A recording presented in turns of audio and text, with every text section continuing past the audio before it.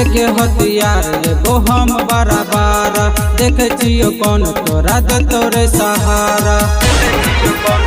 सुन लेके हथियार लेबो हम बराबर, देखे छियो कौन तोरा दे तोरे सहारा।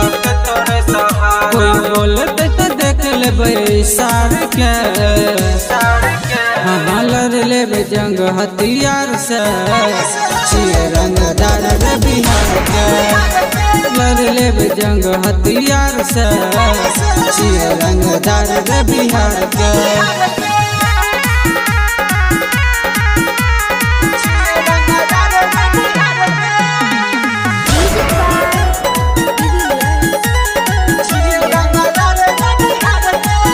तेरे बर बर देखलो गुंडा सबके, तोरा सकी अब होय तो एक बेर हमसे धीरे के देख ले, बाद में तोरा बुझाइतो।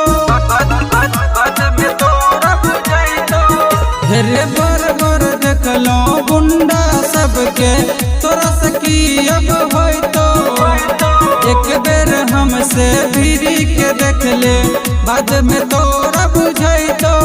सब गैंग छिए हमारा यार के, हाँ लड़ लेबे जंग हथियार से, छिए रंगदार रे बिहार के।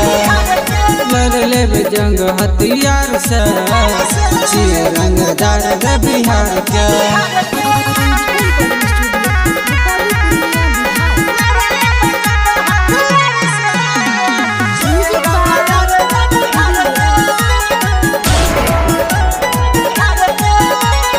जिला पूर्णिया के हम छिए खलनायक, हमर बाबूजी विधायक रे।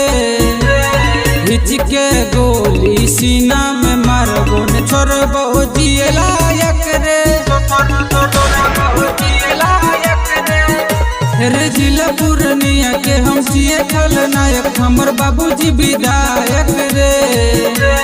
हिच के गोली सीना में मारबो न छोड़बो जिए लायक रे। संतोष राय के देतो तोरा फार के, हाँ लड़ लेबे जंग हथियार से, छिए रंगदार रे बिहार के। लड़ लेबे जंग हथियार से, छिए रंगदार रे बिहार के।